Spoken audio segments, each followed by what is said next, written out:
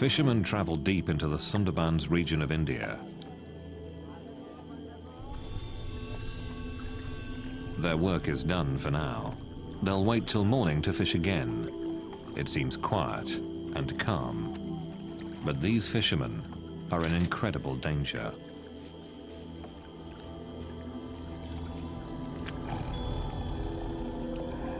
From the forest, they're being stalked by the deadliest tiger in the world. A tiger that can strike from land or water and kill in an instant.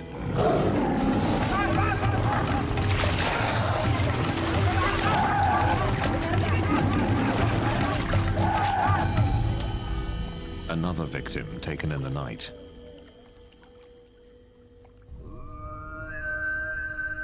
The tigers live here in the Sundarbans, gnarled fingers of thick mangrove swamp that stretch out into the Bay of Bengal.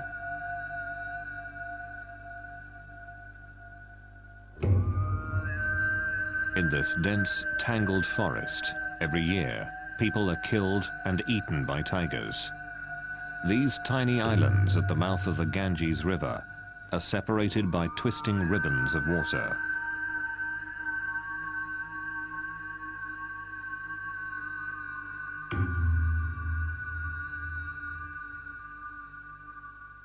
The isolated clumps of mud and forest make up the Sundarbans Tiger Reserve. The thick trees hide one of the largest concentrations of wild tigers. But there's something else that sets these animals apart, and the tigers that live here hunt, kill, and eat humans. I was led to a site where tigers killed 2 humans, and you could see the tracks of the tiger approaching the human footprints, and there was still dried blood on the ground. It makes you kind of look around and really reflect that when you're in a place like this, humans aren't dominant. The people of this region live on the edges of the tiger reserve in small villages.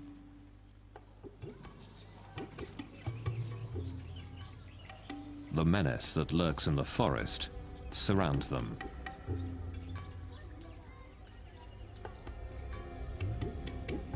It is a hard life here.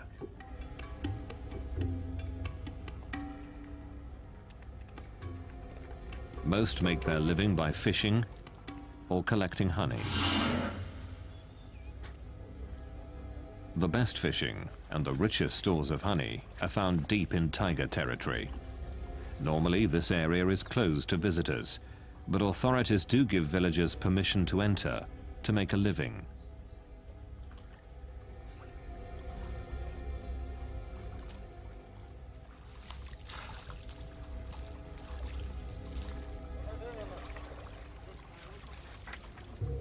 It's here that the tiger attacks occur.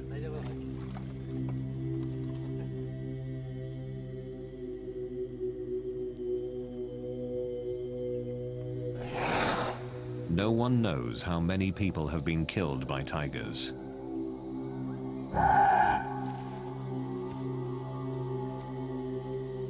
Many deaths aren't reported.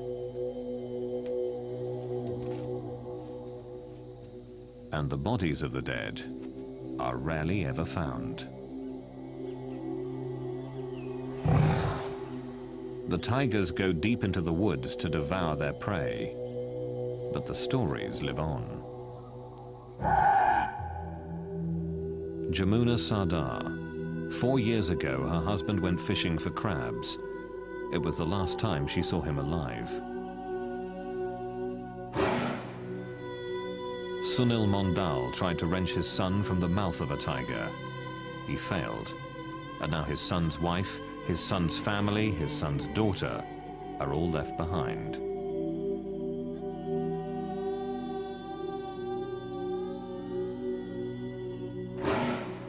Surat Sadar. His father was killed while fishing, pulled from his boat by a tiger. The threat of violent death hasn't stopped daily life from continuing throughout the Sundarbans.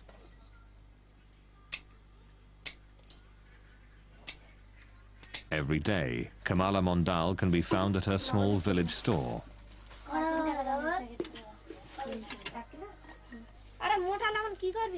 Mondal's husband was killed by a tiger while he was fishing for crabs. Without him, this store is her only way of making a living.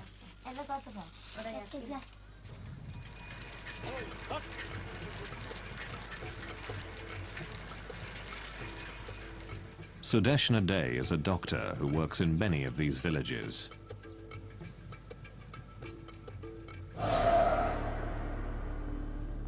Here, every family has somebody or the other who has been lost in the hands of the tiger. And mostly what the tiger does is he attacks from the right side and from behind. So we mostly have neck injuries, hand injuries, and right-sided scalp injuries.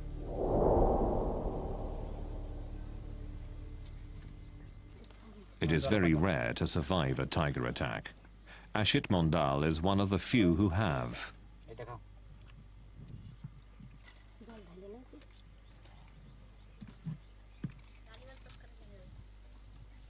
Just a few months ago, Mondal was deep in the Sundarbans, fishing for crabs, when suddenly he came face to face with a tiger. We're very poor here. We fish for our livelihood. One day, I was standing on the boat, pulling in a net. When a tiger came running from the jungle. He saw that I was on the boat and came charging towards me. He jumped into the water, then swiped at me with his paw. The force of it pulled me off the boat. The tiger pulled me down into the water and tried to bite the back of my neck. But it was hard for him to find the right grip. He clawed at the top of my head, scraping off the soft skin and tissue. I hit the tiger as hard as I could, and he ran off. In a few savage moments, Mondal's life would be changed forever.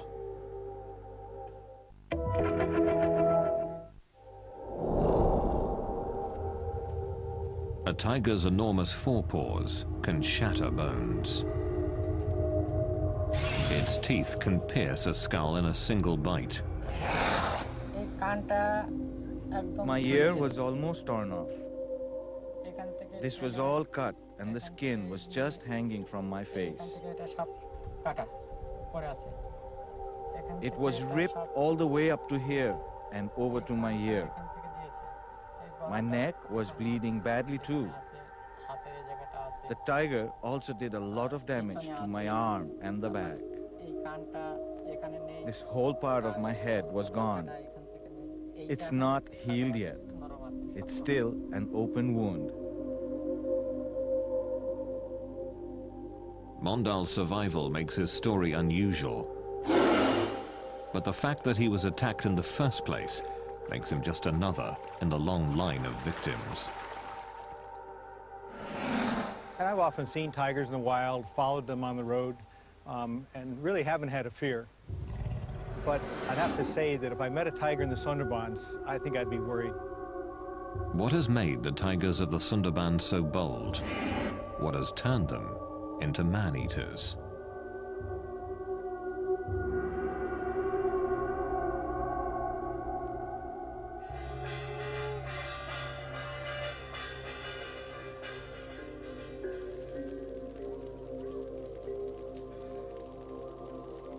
Tigers are a deeply entrenched part of the culture in the Sundarbans, a fearsome thread woven into the tapestry of everyday life.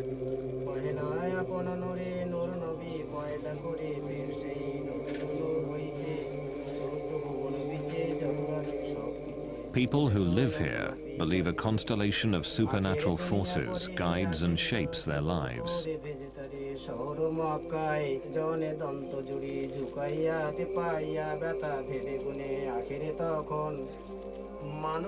Before entering the forest where the tigers live, the priests and elders of the Sundarbans pray with the villagers, asking for protection.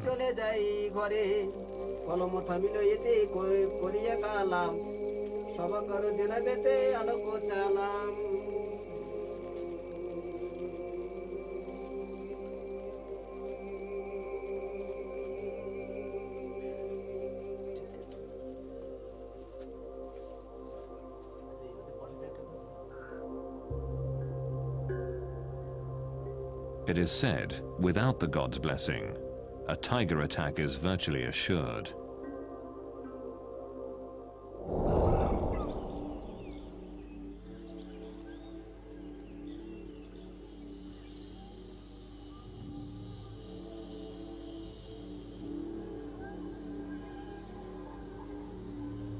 Bandhavgarh National Park is one of those places where wild tigers roam. Found in the heart of India, it is one of a handful of tiger reserves in the country.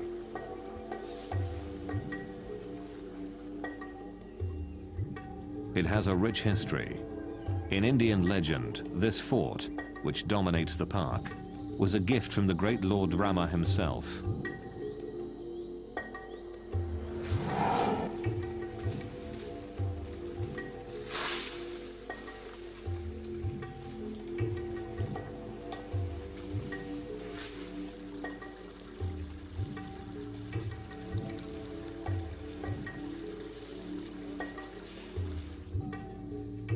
Bandhavgarh has become a favorite tourist destination. It's one of the best places in the world to see tigers in the wild.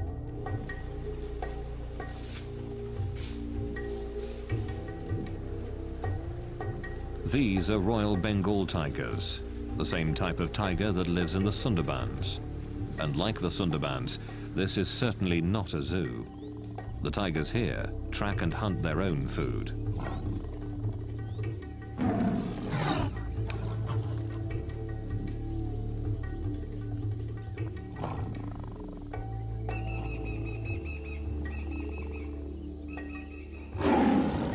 But even with all the people nearby, there's no serious concern of tiger attack. Since the park was established in 1968, no one here has been killed by a tiger. During the same time in the Sundarbans, over 1,000 people have been hunted down.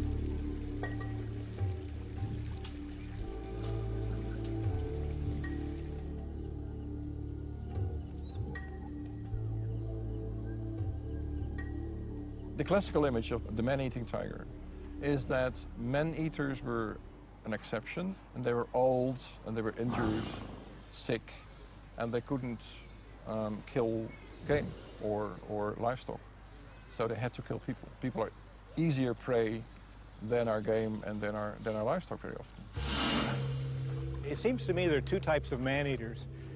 There are man-eaters that get injured and are desperate for prey. But deep in the Sundarbans, they're killing even when they're very healthy.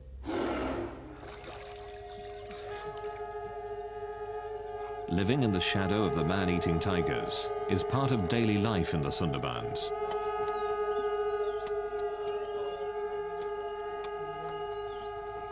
Each spring here, honey collectors prepare to take their chances to earn a living.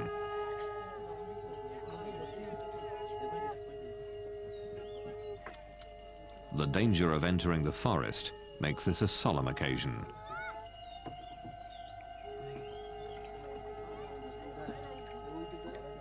Their families and other villagers gather to offer sacrifices to ensure their safe return.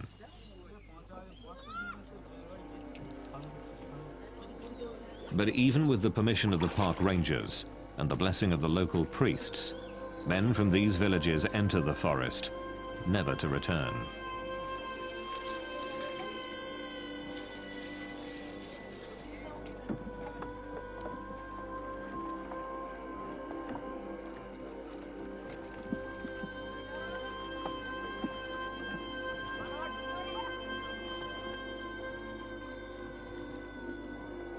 As they travel out into the forest, they put themselves at the mercy of one of the most ferocious hunters in the world.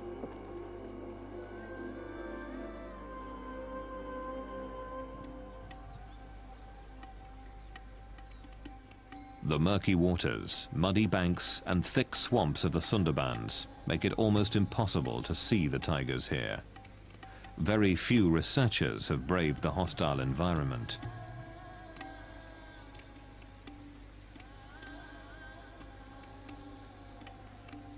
Very little is really known about the Sundarbans tigers. The Sundarbans at first seemed to me a pretty exotic place. Nowhere else in the world do tigers live in a mangrove habitat. And it's hard to walk. The pneumatophores make it, I think, difficult even for tigers to go through some habitat. There's deep mud. But there's one thing that tigers need. There's abundant prey, and that's why there are a lot of tigers there. A census is conducted in the Sundarbans to try to answer one of the most basic questions about the tigers of the region. How many are there? The census takers are forest guards who search the muddy banks of this area for tiger tracks.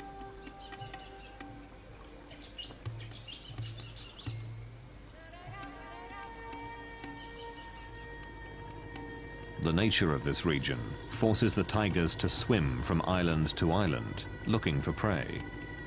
While all tigers are comfortable in the water, the tigers in the Sundarbans have become especially adept here.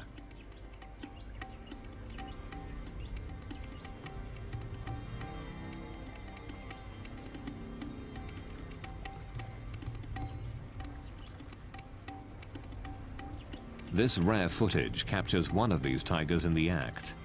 Seeing a tiger in deep water can be the last thing a fisherman here ever sees.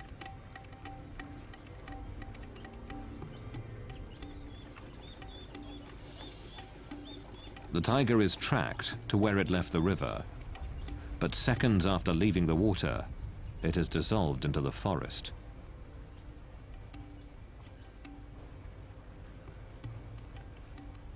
The dense wall of green can easily hide a killer.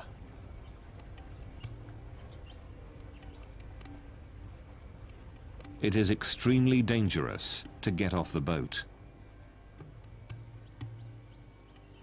A census taker offers a small prayer for safety. Field Director Pradeep VS says they take other precautions as well. Apart from the firearms, the 2 or 3 devices which has been devised for Sundarban conditions, one is the tiger guard. This is protective steel body structure, and this also uses the bulletproof sheet, which has spikes on the back, because any tiger which attacks prey or human being, it attacks mainly from back and on the neck. So this takes care of this particular problem. Beside this, we also use the face mask, because most of the time it has been seen that the tiger attacks when you are most unaware of its presence. So a number of times you can try to attempt the tiger food, that you are watching the tiger from the back. Sometimes, the census takers don't have to travel far to find fresh tiger prints. These marks have been discovered just a few meters from a ranger station, which is protected by a high fence. A tiger has been here within the hour.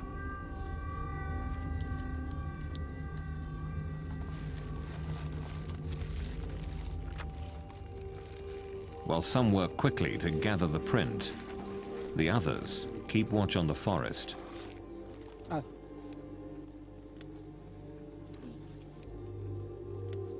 In the year 1995, one of our staff, Prabhas, was actually killed by tiger, and this was a very serious accident, and the whole census operation was stopped because of this.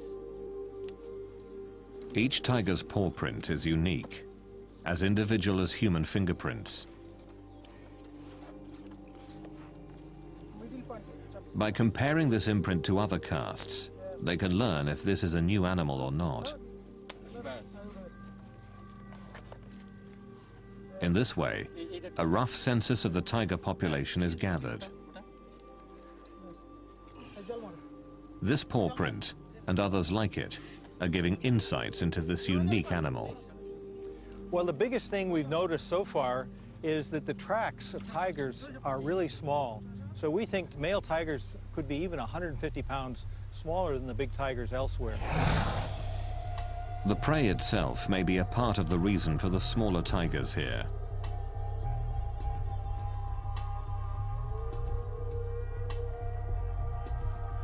The largest animals tigers eat in the Sundarbans are about a quarter of the size of tiger prey available in the rest of India.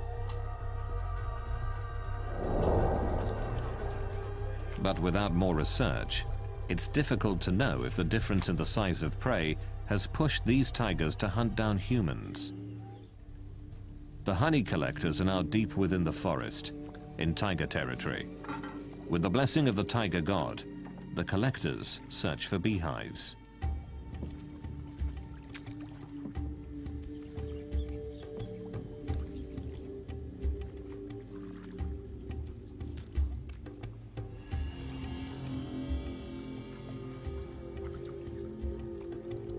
The tigers can be anywhere.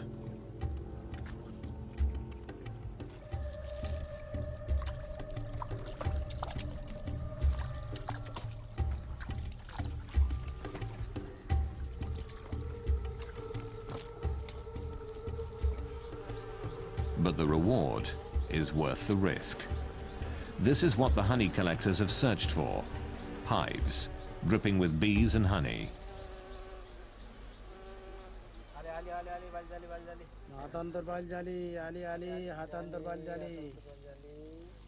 The honey collectors light their bundles of grass to smoke out the bees. Their prayers and their masks are their only protection. There is a story that tigers never attack people from the front, but always from behind. And therefore they have carried out an experiment in the Sundarbans, and they've given the people masks to put on the back of their heads when they were walking through tiger areas. And in the beginning, the tigers seemed to fall for this ruse. But then they cottoned on, and they discovered that this was a ploy. And they again attacked people even though they were wearing a mask.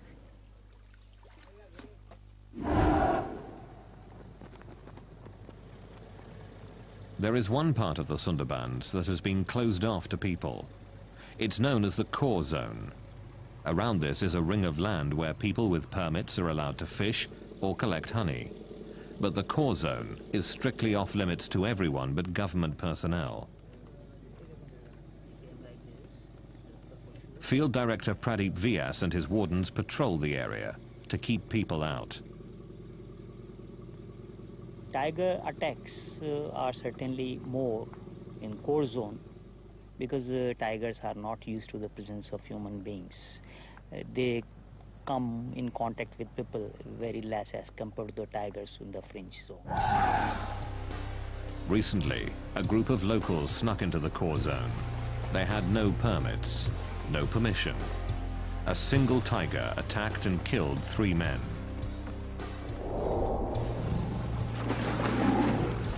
Vyas and the others were shocked by the attack. Normally a tiger will only kill one person, then devour their body. Vyas believes the attack shows how little we know about these ferocious animals. In my opinion, tiger understand human behavior very well, though we have yet to understand the behavior of tiger. With so little known about the tigers here, it's difficult to determine why the attacks occur.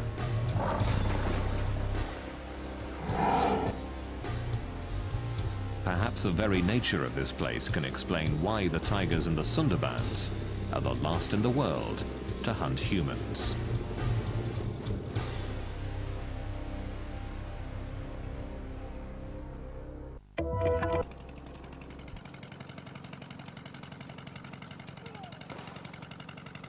The Sundarbans is one of the most dangerous places in the world. Tigers regularly hunt and eat humans.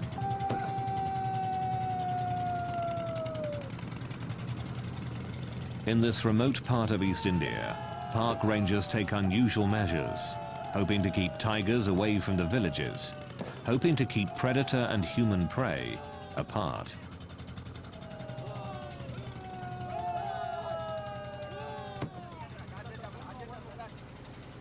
Whether this noisy attempt at animal control works is unknown.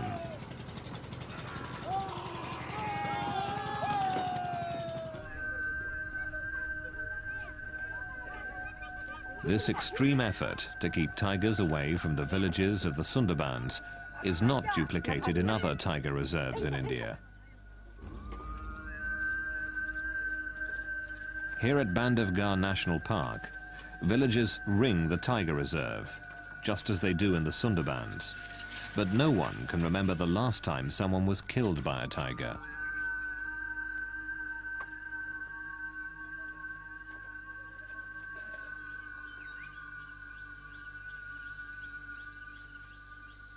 The tigers here don't always keep to the boundaries of the park.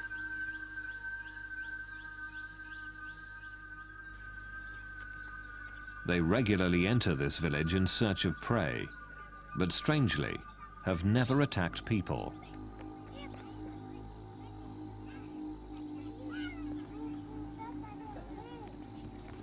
Raising cattle is the primary livelihood here, but the herders have no concern for their personal safety when it comes to tigers.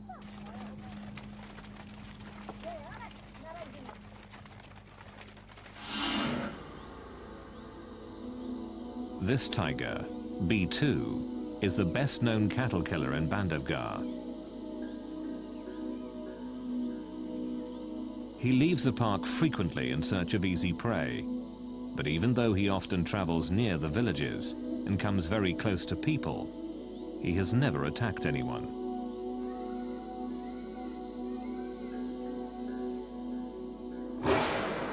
Every day, herders near Bandhavgarh take their cattle out to graze. They don't enter the park, but keep to the land just outside Bandhavgarh's boundaries. B2 and other tigers, of course, don't know where those boundaries are. When B2 sees cattle, what he sees is easy prey, no matter where it is. But when people are about, B2 is loath to attack. People make him wary. People keep him at bay.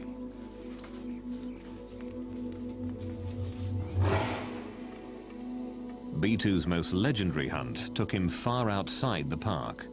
There he killed a large cow and dragged it back towards his territory. In a display of amazing strength, he threw the animal over a fence before feeding on it for 2 days. But B2 has never hunted people. His size, strength, and quickness is superior to any human. But he has never attacked.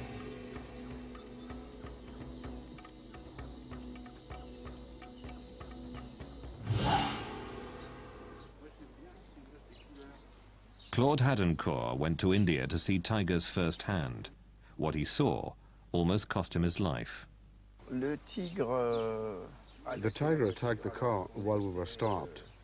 We were listening to the barks of the deer that announced the presence of the tiger.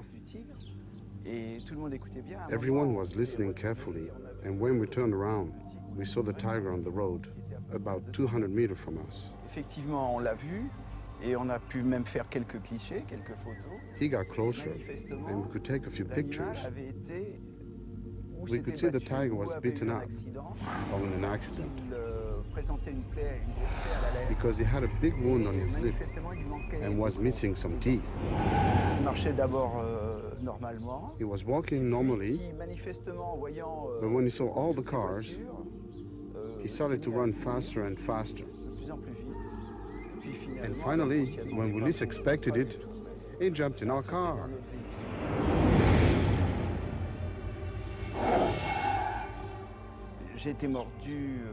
I was bitten on the arm and on the hand. And why the hand? When the tiger leaped on me, I fell back. And I instinctively protected myself with my arm on my head. It was a terrifying attack, but a once-in-a-lifetime event. In the Sundarbans, though, the tigers hunt and kill humans regularly. We are in the jungle, fishing, and we are looking for firewood to cook with. In the forest, I saw a tiger lying down. Then it suddenly jumped on my brother. The tiger ran off with my brother in his mouth. I followed him with my axe. And as I ran, I thought, what will I say to my mother or my brother's wife if I go back home without him? I decided to kill the tiger and bring back my brother. I kept running and was able to hit the tiger with my axe. The tiger dropped my brother and ran away. I picked up my brother and tried to bandage his head. I screamed for help, but nobody came. I carried my brother toward the shore, and as I walked, he died.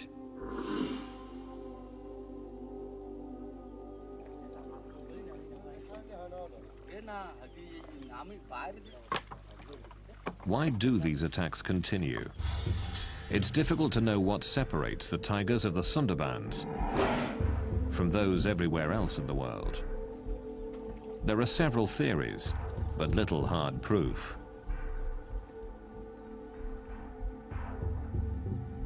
Some believe the water itself is to blame.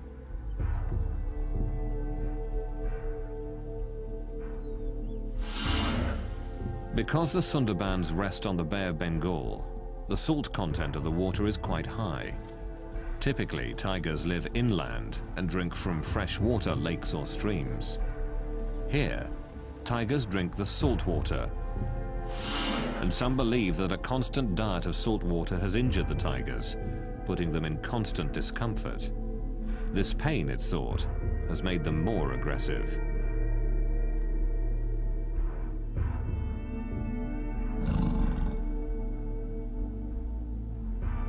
Freshwater ponds were dug to provide an alternative for the tigers, but the attacks persisted. While an intriguing notion, there has never been proof that the high salt content is behind the attacks on people. Another theory is also tightly bound to the waters here. Understanding the tides is crucial to fishing in the Sundarbans.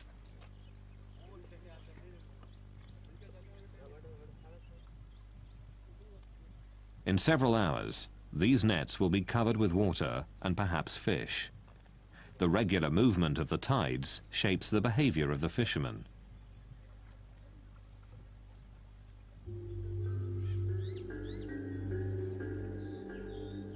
And some who study the tigers of the Sundarbans believe that tides may also make these animals unusually aggressive. Another thing that's really difficult in the Sundarbans, and it's a problem for tigers, in that most of the area floods tidally twice a day, and then in the neap tides, the really high tides, almost all of the Sundarbans is flooded. And we really wonder where tigers den. They may have a problem finding a dry spot to den.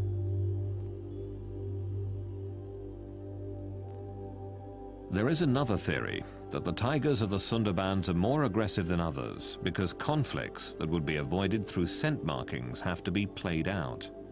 When the area floods, scent markings that define tiger territory are washed away.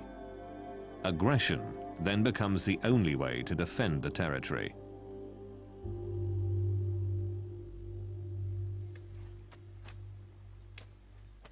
When the water recedes, the mud is left behind. Some believe this mud makes it more difficult for the tigers to hunt, so they resort to easier prey, man. Another theory suggests that tigers don't knowingly hunt humans.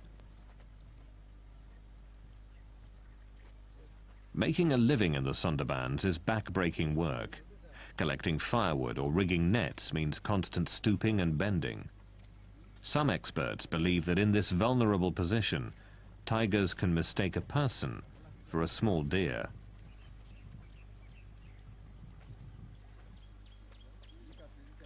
Once a tiger has mistakenly killed a human in this fashion, it is believed that the animal develops a taste for people and is more likely to kill again. There is an even more gruesome theory.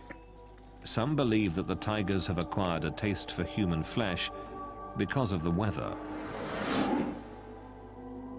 Brutal cyclones frequently batter this region, killing thousands. The rivers and canals are often filled with the bodies of the dead, on which the tigers feast. All through history, I have seen special circumstances under which all of a sudden there occur what you could call tiger epidemics or tiger plagues. And that is that all of a sudden there is an increase in the number of people being attacked by tigers. And I would say in 9 out of 10 cases, that is because there has been a sudden increase in the number of dead bodies of people, dead people. Either because of an epidemic, cholera, smallpox, or because there has been a cyclone, a tornado, a flood. And that's because all of a sudden there is a surplus of human bodies. And tigers thrive. They have more food than they can than they can use. The list of theories grows, but is inconclusive. The tigers in the Sundarbans are certainly unique, and perhaps the explanation for their behavior can be found by looking not at tigers, but people.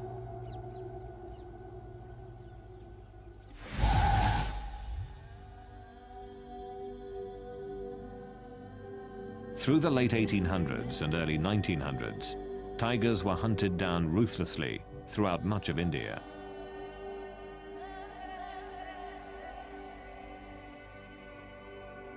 But what is less well known is that tigers were taking their own.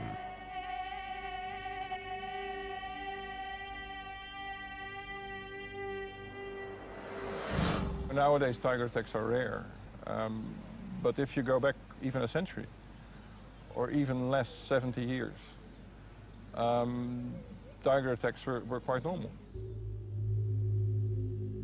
I've seen several records, both in India and Indonesia, of the tiger threat becoming so severe, so large, that people just abandoned their villages, that just went away. Tiger attacks so fierce that they emptied entire villages are hard to comprehend today. There are estimates that as many as 300,000 people were killed by tigers from 1800 to 1900.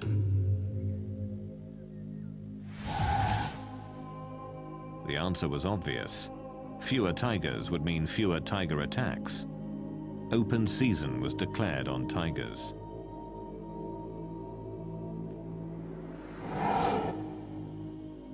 Closely studying this history challenges the belief that only sick or injured tigers have been man-eaters. If you read about tiger attacks in the early 19th century, in the 18th or 17th century, they were so frequent that it is impossible to explain such a frequency by assuming that only sick and injured tigers attack people.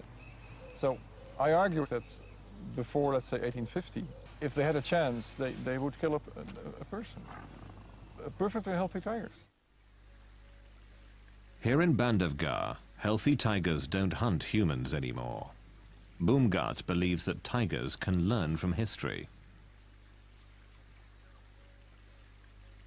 Man-eating tigers in almost every part of India were hunted down and killed. The tigers that live in Bandhavgarh learned that fearing humans meant survival. But the massive tiger slaughter that occurred in this part of India did not happen in the Sundarbans. I think tigers across India have faced hunting pressures for a long time, and so they're much more wary of humans than the tigers in the Sundarbans. I don't think the tigers in the Sundarbans are afraid of people. The people don't seem to be carrying firearms, and the tigers know that.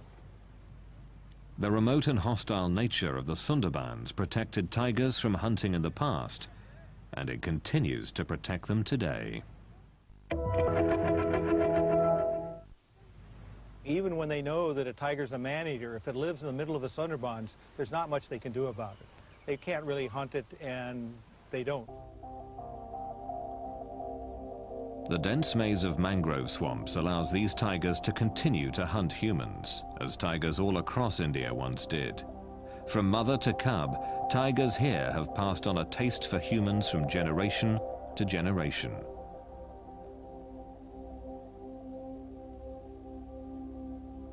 The biggest difference is that tigers may teach their young to be man-eaters, and so that's why there's so many man-eaters in the Sundarbans.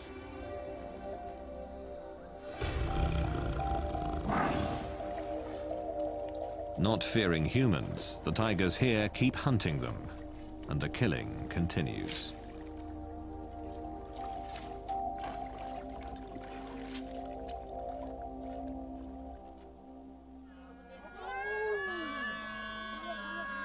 A young child is lost in the forest, at the mercy of the deadly tigers of the Sundarbans. This play tells the story of daily life in this hostile land, of the very real danger that lurks in the wild, beyond the villages.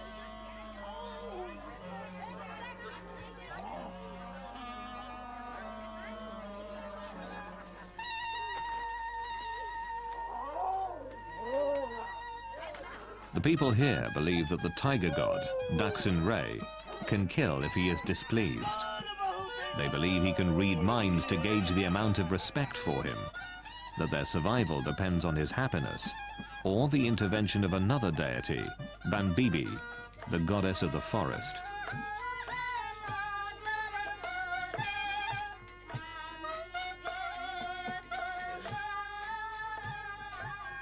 It is a constant balance between life and death.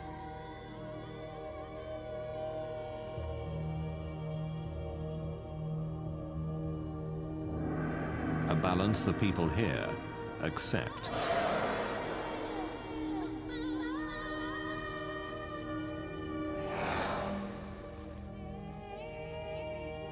They realize that while the tigers make the forest dangerous, that very danger protects the forest and their livelihood.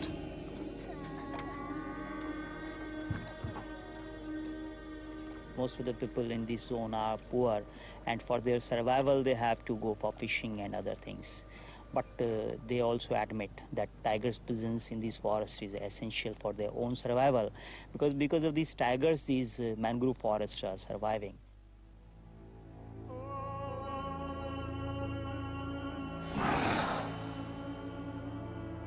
The villages here are filled with orphans and widows, and people who have harrowing tales of survival.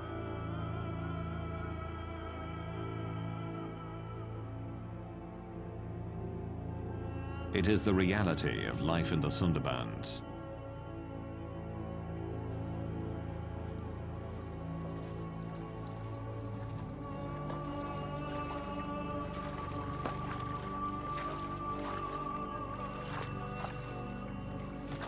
People here understand the risk. They understand that in the Sundarbans, humans are not the most dominant animal. That if a tiger decides to kill, it can and will.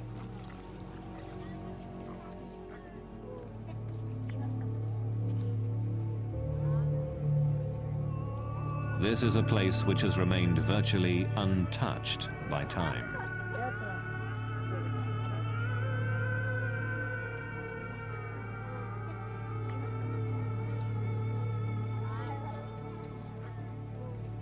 A place where tigers don't live in fear of people. Here, tigers still reign supreme.